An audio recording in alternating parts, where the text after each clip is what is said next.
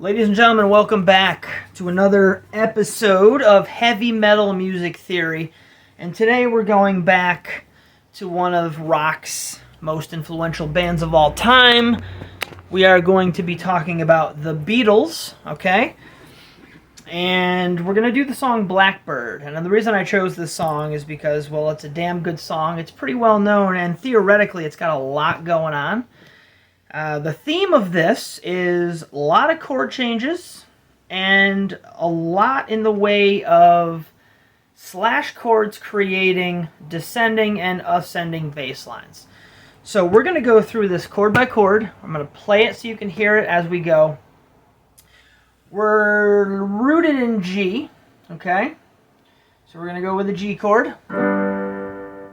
Turn that bad boy up a little bit. There's your G chord 1. We're going to then go to an A minor 7. Now the A minor 7 in the key of G is the 2 chord.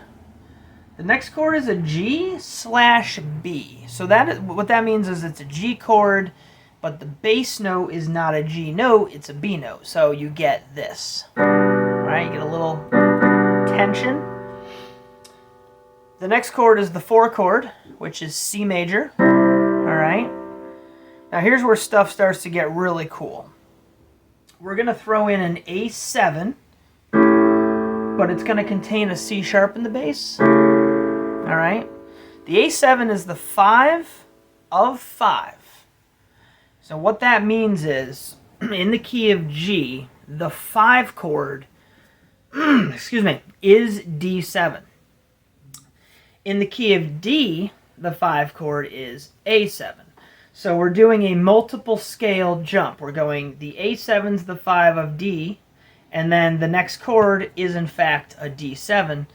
So we're going 5 of 5, D7 being the 5 of G. So the A7's the 5 of D, and the D7's the 5 of G, and G is the 1 chord. G is home bass. So the 5 of 5 with a C sharp in the bass. So now we have a bass line that goes G, A, B, C, C sharp, okay?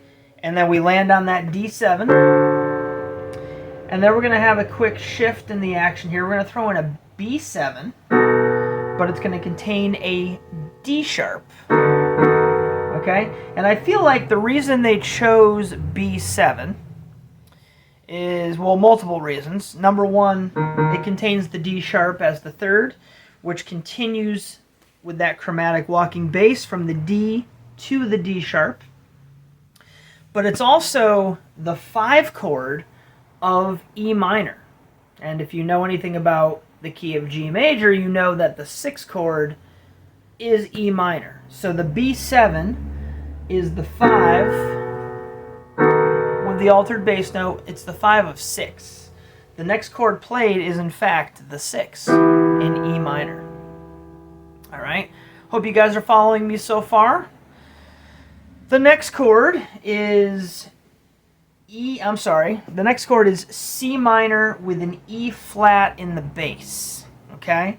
Now C minor is not in the key of G, but it is in the key of G parallel minor. So I'll put up the G minor scale for you. We have the G, A, B flat, C, D, E flat, F, and G. If you start on the 4th note and create a triad, you get C minor. And they're throwing that 3rd, which is the E flat, in the bass to continue on with this bass pattern, this walking bass chromatically as we go up. The chords change. Some of the chords are in the key, some are in borrowed keys.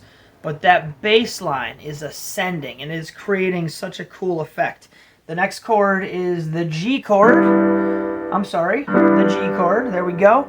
But this one has a D in the bass. And the D is, of course, the 5 of the key of G, or the 5 of the chord of G. Now, what we're going to do that we've reached the D note in the bass is we're going to start descending downward chromatically. We're going to throw in an A7 again with the C sharp in the bass. Excuse me. That's going to move quickly to an A minor 7, which is the 2 chord in the key of G with a C in the bass. So we're going from the C sharp to the C in the bass. The next chord is a C minor, keeping with the C in the bass. Then we're going to move to the G chord with the B in the bass. Again, that's the 1 chord.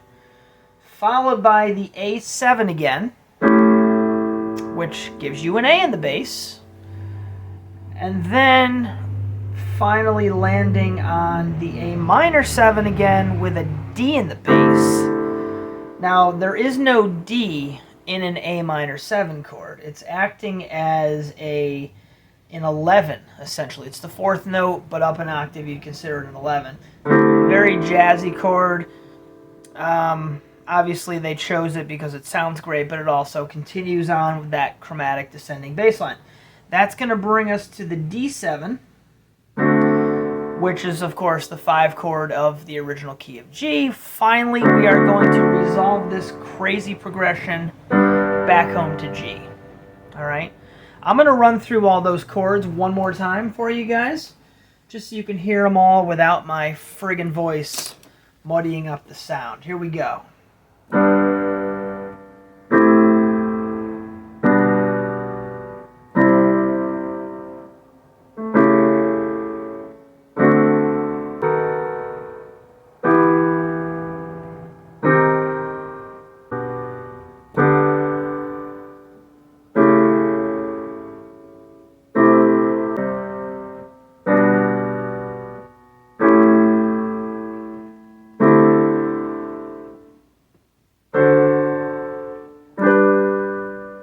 And there we have it. A little slow, a little choppy. I don't practice that song. But I looked at it from a theoretical standpoint and thought, this thing is awesome. Let's do it. I hope you guys enjoyed. If anybody has questions, leave them in the comments. I can always address these in other videos going forward. I try to do these daily, so expect a new video from a new song every single day. Please like and subscribe, and leave some requests in the bottom because I'd like you guys to really enjoy this. Have a great day.